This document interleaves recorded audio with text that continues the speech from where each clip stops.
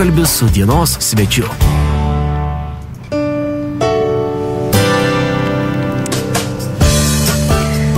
Ir esu radio programoje atėjo metas laidai pokalbiui su dienos svečiu. Na, o šiandien studijoje pas mus svečiuojasi Šiaulių laiptų galerijos kultūrinės veiklos komunikacijos ir rinkodaros vadybininkė Asta Stankūnienė, su kuria ir sveikinuosi. Labą dieną. Sveiki.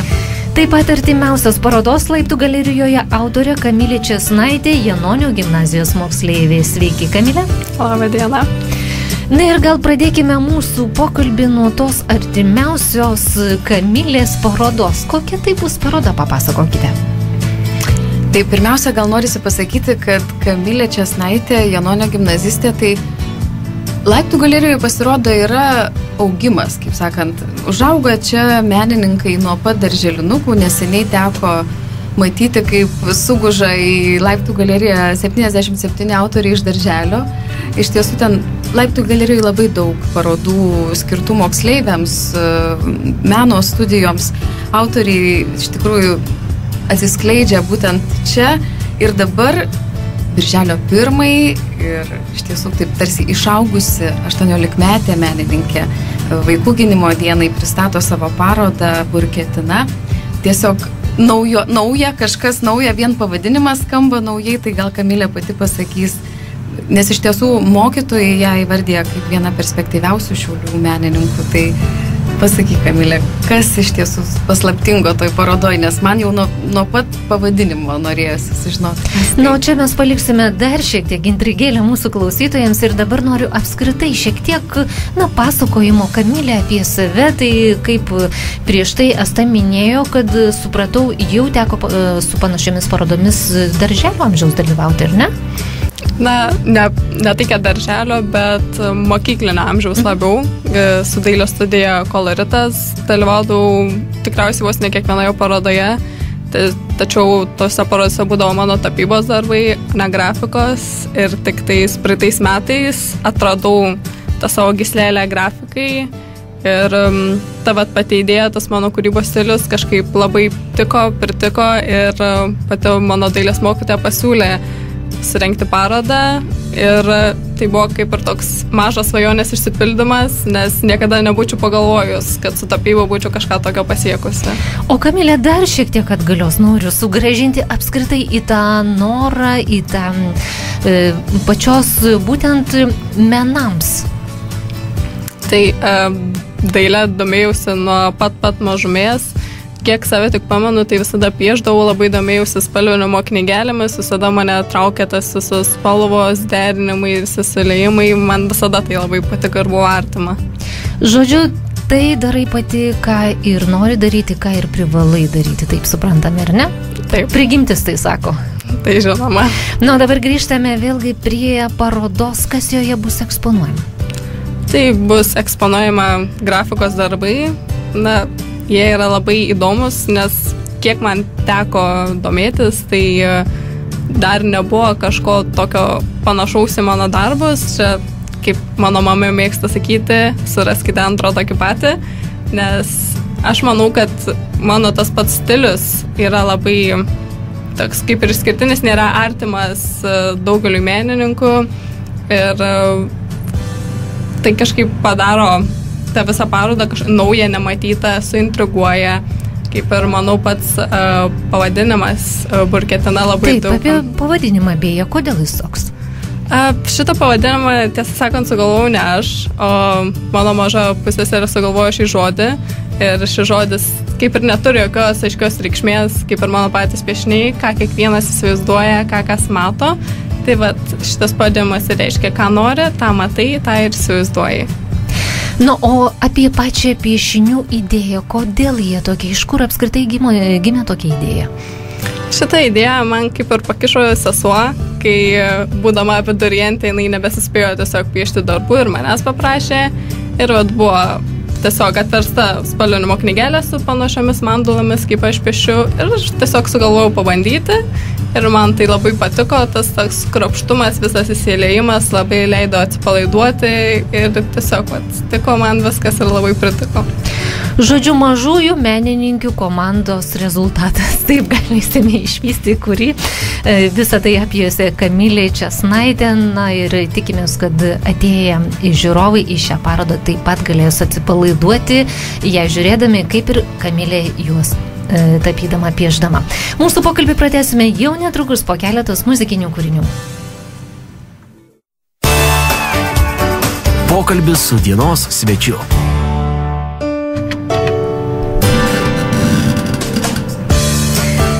Grįžtame prie šios dienos pokalbio, kuriame svečiuojasi Šiaulių laiptų galerijos kultūrinės veiklos komunikacijos ir rinkodaros vadybininkė Asta Stankūnienė ir artimiausios parodos laiptų galerijoje autorė Kamilė Česnaitė, Janonio gimnazijos moksleivė. Apie Kamilės parodą būtent vykstančią birželio 1 dieną mes jau prieš tai kalbėjome, o dabar kreipiuosi į Astą ir sakykite, kokios parodos laiptų galerijoje vyks vėliau, kokios bus eksponuojamos, ar parodos, ar artimiausi projektai. Tai noriu tik pasakyti, kad esu tas žmogus, laiptų galerijos žmogus neseniai, tik tai nuo kovo vidurio, tai kiek žinau, kiek surinkau visos informacijos, iš tiesų laiptų galerijoje labai daug numatytų projektų, labai daug parodų, tai tik aišku būna nenumatytų aplinkybių ar neaiškumo dėl finansinės padėties arba dėl tiesiog, kadangi ir menininkai atostogauja ar keičia savo planus kartais, tai buvo pavyzdžiui birželio 2 dieną labai įdomus numatytas kūrybinis renginys literatūrinių diskusijų ir skaitimų vakaras su poetu Rimvydu Stankevičiumi ir aktoriumi Andriu Bialobžeskiu. Tebūsiu aš prakeiktas, jei poezija neveda aukštyn. Tai jis perkeliamas į rugpjūčio pabaigą, į rugpjūčio 24-ąją. O kiti projektai, žinoma, jie tęsiasi ir jeigu tęsiant Kamilės Česnaitės parodos temą vaikai, jaunimas, tai tęstinis laiptų galerijos projektas ir tikrai visiems žinomas jau projektas, vaikų ir jaunimo edukacinis projektas, buvusiu pavadinimu Young Art Šiauliai.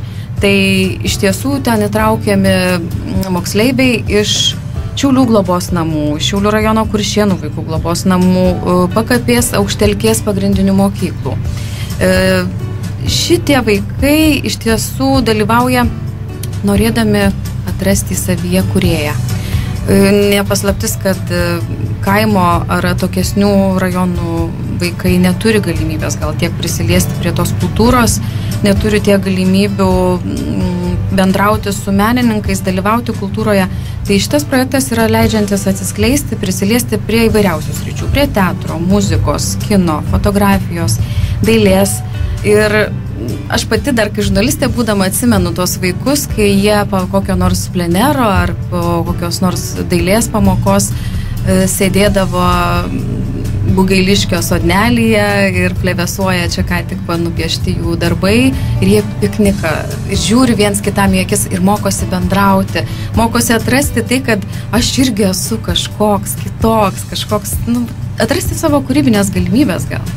Ir taigi šitas projektas tęsiasi ir šią vasarą ir jau įvykusi projekto dalis neseniai vyko kartu su miesto bendruomenė. Vaikai dalyvavo Lietuvos kamerinio orkestro edukacinėme koncerte Šokiai muzikoje.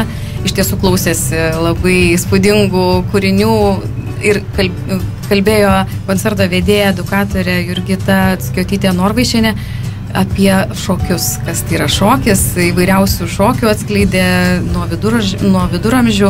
Iš tiesų labai įspūdingas reginys ir vaikai jau dalyvavo. Artimiausias projekto dalis dar yra susipažinimas su dailės pasauliu. Tai irgi Bugailiškio sode vyks tapybos pamoka, tapybos simultanas. Tai čia įsitirpsiu, Astana, klausantis labai gražaus jūsų pokalbio, na, tiesiog įsivaizduoju ir pirmiausia, labai gražu, kad yra tokia galimybė jaunimui pirmiausia, kaip minėjote, atrasti kūrybinės galės, bet pirmiausia, turėti galimybę apskritai ar ne jų ieškoti. Apskritai susitikti su menininkais, su didžiais dirigentais, pasiklausyti muzikos, išgirsti fotografų įmantrybių, paslapčių ir tarkim, Bugailiškio sode tapybos pamoką veda dailininkas Antanas Obcarskas. Tai ant galerijos pastato, ant pastato sienos sode bus išeksponuota 18 dailininko tapybos darbų. Tai iš tiesų didis dailininkas, lietuvių dailininkas, pedagogas ir jo parodų pilna. Vokietija, Portugalija, Olandija, jo darbų irgi yra įvairiausiose Vokietijos, Lenkijos, net Indijos muziejuje. Tai iš tiesų vaikams Laiptų galerijoje ir moksleiviams, ypač tiems, kurie, sakau, ne visada gal turi galimybę, o gal kartais visai neturi galimybę susidurti su kultūra, tai puikiai skleidžiasi, žydi viskas. Kągi su nekantrumu lauksime ir nekartą pakviesime jaunimą jose dalyvauti. Kokios kitos galbūt būtų, kokie kiti sumanimai? Sumanimas, tai kviečiama, aišku, į artimiausią parodą, tai bus Birželio 9-oji, irgi jau netrukus kitą savaitę, ar ne, Andriaus Makarevičiaus paroda. Ir džiugi žinia, nes neseniai visai sužinojome ir gegužės 25-ąją yra jau Dailininkų sąjungos, Lietuvos Dailininkų sąjungos posėdis įvykęs ir ten patvirtinta, kad Andrius Makarevičius jau yra Lietuvos Dailininkų sąjungos narys, tai sveikiname, žinome autorių. Ir jis pas mus Laiptų galerijoje irgi džiazuos, nes džiazuoja, sakau, todėl, kad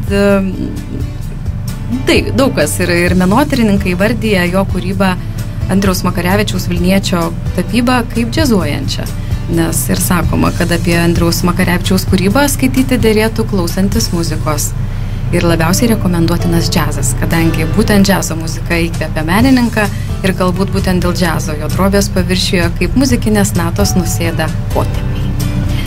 Tai ir kaip pats sako menininkas, neįsivaizduoju savęs užsiimančio kuo nors kitu, jeigu galėčiau visą laiką skirti vienai veiklai, tai tik tapyčiau. Tai mes ir sakom, ateikite tie nebūtinai, kas norėtų apžiūrėti gal jo darbus Andriaus Makarevičiaus tapybą, bet ir turintys tą tokį, gal norintys ekspromptų pamastyti, padžiazuoti, turėti kažkokių minčių, susitikti bendraminčių, tiesiog laiką galbūt praleisti kitaip. Gerai praleisti laiką, nes iš tiesų sunku gal dabar iš tų sodų, iš parkų, iš žydinčios gamtos ištraukti tą žiūrovą, tą lankytoją, bet iš tiesų yra galimybė irgi iš parko atėjus į parodą irgi kažką pamatyti ir padžiazuoti.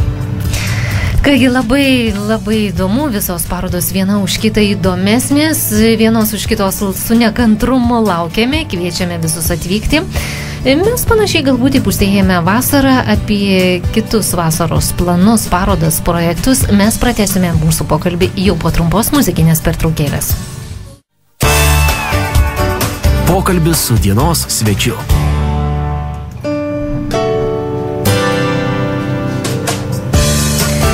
Tęsime šios dienos pokalbį, kuriame kalbame su Šiaulių Laiptų galerijos kultūrinės veiklos komunikacijos ir rinkodaros vadybininkė Asta Stankūnienė ir artimiausios parodos Laiptų galerijoje autorė Kamilė Česnaitė, Janonių gimnazijos moksleivė. Asta, prašau, tęskite pokalbį, pasakojimą išties įdomu apie kitus numatomus šios vasaros projektus, parodas vykstančius Laiptų galerijoje. Tai iš tiesų dar norėčiau pasakyti šiek tiek apie Andriaus Makarevičiaus tapybą, nes autorius kaip ir jaunas, jis baigęs yra Vilniaus pedagoginį universitetą ir norisi, kad ateitų pasižiūrėti jį iš tiesų, nes pats autorius toks žaismingas, džiazuojantis ir iš pokalbio, iš interviu jo pasižymėjau čia, jo klausė, nuo ko viskas prasidėjo, kada ir kaip tapyba atsirado gyvenime. Ir autorius sako, kiek pamenu, pradėjau nuo zuikių komiksų piešimo vaikystėje. Vėliau lankiau būrelius mokykloje, o čia jau vėliau Vilniaus pedagoginio universiteto nuostabiausi dėstytojai Giedrė Ryškutė, Ričardas Bartkevičius ir labiausiai mane paveikęs, nors mažiausiai dėstęs Aleksandras Vozbinas. Atmenu, vaikystėje dar bandžiau tapyti, vietoj baltos spalvos imdavau dantų pastą, kad išgaučiau faktūrą. Ilgai žinoma, ji neišsilaikė, todėl dantų pastą keičiau į guašą su lipalu. O dabar zuikiai mano darbuose kažkaip sugrįžta ir iš pasąmonės sugrįžta, nors kitokia nei vaikystėje. Tai kviečiame iš tiesų į šitą parodą, nes turėtų būti įdomu, dar kalbame su... Ir pats pokalbis, ar ne, su autoriumi šmaikštus įdomus turėtų būti netikėtas. Taip. Ir įdomus turbūt ir norisi pakviesti ir tą jauną žmogų, nes jis toks tikrai jaunatviškas, turi tokio drive'ą, turi tokių dalykų, kurie gal tikrai veža ir tą moksleiviją ir kalbamės net su moksleiviais, kurie groja, gal kurie džiazuoja, tikimės, kad kažkas ateis pas mus ir padžiazuoti ir bus galimybė iš tiesų taip svaigulingai ir turiningai ir kultūringai ir tiesų pažiūrėjusi darbus labai gerai praleisti laiką. Aišku, ateityje dar numatoma daug projektų ir Liepos 5 atidaroma Kroatijos dizaino paroda. Kroatijos ambasada pristato Kroatijos dizaino parodą ir koncertuos viena iš keliausių Kroatijos solisčių. Tai visai prieš Mindaugo karūnavimo datą, tai iš tiesų bus labai nebloga dovana Šiauliams. Kadangi dar ir numatytas Monmartras, bet manau, kad apie jį galėtume kalbėti atskirai ir daugiau. Vėlesnėse laidose, taip, apie tai būtinai padarysime, pakalbėsim. Taip, ir dabar tiesiog norisi dar prisiminti, kad Laiptų galerija šiandien išlydi, pavyzdžiui, atiduoda darbus, Adomo Jacovskio darbus pačiam autoriui ir smagu, kad 25-mečio, Laiptų galerijos 25-mečio proga šis autorius surengė parodą būtent Laiptų galerijoje. Labai jam dėkingi, nes iš tiesų autorius 14 metų nebuvo eksponavęs savo tapybos darbų, garsus kaip scenografas pastaruoju metu ir tiesiog dėkojam už viską, nes tikrai labai sulaukėme gerų atsiliepimų, labai praturtino žmonės, matosi ir atsiliepimuose, ir socialiniuose tinkluose dalyjosi savo įspūdžiais. Ir tikrai dėkojame autoriui, dėkojame, iš viso dėkoju Laiptų galerijai, kad aš atsiradau ten, nes matau, kaip vyksta tas pasirengimas įvairioms parodoms, projektams, kaip dirba, aš sakau, patekau kaip į avilį kažkokį, kur keli atrodo, pirštų suskaičiuoji Laiptų galerijos darbuotojus, keli žmonės, taip viską susuka, sudėlioja ir atrodo, kas tai yra surengti, va, Kamilė ateina pas mus, ne birželio 1, kas tai yra surengti parodą, bet tai prasideda nuo smulkiausių dalykų. Jeigu pleneras, tai visus dailininkus sukviesti, kad visiems viskas tiktų, paskui sugalvoti, kad būtų turininga, kad būtų įdomu ne tik autoriams, bet ir visiems šiauliečiams, kurie ateis į parodą, kad būtų kiekvienas darbelis, kad sukabintas, kiekvienas žmogus prie to prisideda ir labai smagu matyti tą galerijų gyvenimą iš vidaus. Iš tiesų labai faina, kad tas avilys, tos bitelės tikrai dirba, dūzgia ir Na ir palinkėsime ateityje sėkmės jūsų darbuose, jūsų visai kūrybiniai komandai. Parneškite linkėjimus nuo RS2 radijos stoties kolektyvo. Pabaigoje jūsų palinkėjimas visiems RS2 radijo klausytojams, na ir manau dar prieš tai pakvietimas į birželio 1 dieną vyksiančią parodą. Kamilė, žodis jums. Norėčiau pakviesti visus susidomėjusius menu ar tiesiog norinčius turiningai praleisti ketvirtadienio vakarą, atvykti birželio 1 17 val. Į Laiptų galeriją, pasižiūrėti mano parodos atidarimo. Būtinai atvykite, iš tiesų, kas ir negirdėjote, galite pasižiūrėti socialiniuose tinkluose ir paskaityti www.laiptai.com galerijos tinklapyje apie Kamilės Česnaitės parodą. Iš tiesų, kaip mes matom jau iš pat pirmo plakate. Taip, akies krašteliu mes matėme iš ties labai įdomi bus paroda. Įdomus darbas, iš tiesų, pats pirmasis ir 14 darbų, bet jie bus labai įspūdingi. Na ir pabaigoje mūsų pašnekovių palinkėjimai visiems RS2 radio klausytojams. Tai aš norėčiau palinkėti visiems neapleisti savo svajonių, kad ir kaip atrodytų sunku jas pasiekti, tiesiog nepasiduoti pusiaukelėje ir žinoti, kad pasiekus tą svajonę apims labai geras jausmas, kuris gali lydėti toliau visą likusį gyvenimą. Ačiū, Kamilė. Na, visiems klausytojams, turbūt visiems žmonėms Šiauliuose, iš tiesų norisi palinkėti, kad nenurimtų, kad ieškotų, kad kūrybos ieškotų, kad norėtų laisvės, kūrybinės laisvės, norėtų iš tiesų dalintis, nes neseniai visai įvykęs Danutės Kalinauskaitės vakaras Laiptų galerijoje irgi parodė, kad žiūri žmonės, kurie ateina ir matai, kaip yra ištroškę to tikrumo, tos kūrybos, to gražaus žodžio, to tikro bendravimo, taip kad norisi, kad visi dalintumėmės tuo, ką turim tikro.